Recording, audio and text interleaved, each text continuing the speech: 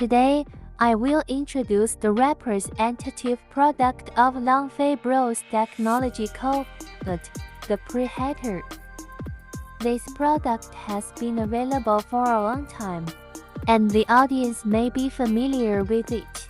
Today I will introduce the characteristics of this product in detail. First, look at the outer packaging of this product. The appearance is very exquisite and atmospheric. Today we explain the planing parts of the product used, and we can see the internal structure of the product, which is convenient to explain this product for everyone. First of all, the exterior of this product is precision die casting of aluminum alloy. And the mold also is the best choice, because the product is very thin. It will be easier to permeate without a good material, and the gloss on the surface of the product also confirms that we have selected very good raw materials. This is the water inlet of the preheater. This is the water outlet of the preheater. There are an impeller and motor inside the preheater. When the power is turned on, the motor will rotate at high speed and will press the water to the front end of the preheater by centrifugal force. The front end is the heating area. The heating tube is made of 304 stainless steel. You can see that there is also a thermostat inside the preheater. When the temperature of the antifreeze reaches 85 degrees, the preheater will automatically power off. When it is lower than 80 degrees, the preheater will automatically resume work. When the heating tube stops heating after the temperature is reached, the water pump does not stop. It needs to circulate the hot water into the engine, and then circulate the cold water into the cavity. Let the thermostat monitor the temperature. When the temperature is lower than 80 degrees, let the heating tube continue to heat up. The motor we use is a brushless motor. The brushless motor is not easy to wear. The service life can reach 10 hours.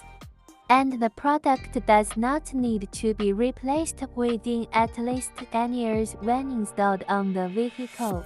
This is his fixed bracket. When installing, it must be installed vertically on the fixed board.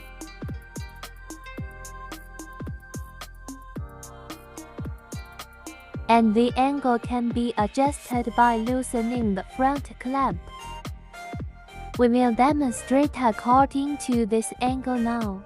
The reason for the vertical installation is that the gas generated during the operation of the machine needs to be exhausted from above. Be sure to pay attention to not energizing when the refrigerant is not put. The heating tube will be burnt out instantly when the power is on. After the installation is completed,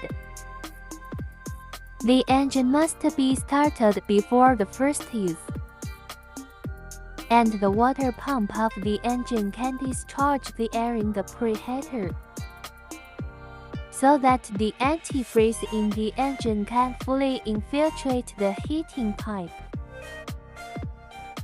After all the air is drained, it can be heated. If the preheater is installed horizontally, there will be gaps in the preheater. Only half of the heating tube is fully infiltrated with antifreeze, and the other half is exposed to the outside air. In this case, the heating tube will burn if it is not used a few times, and the heating tube will burn.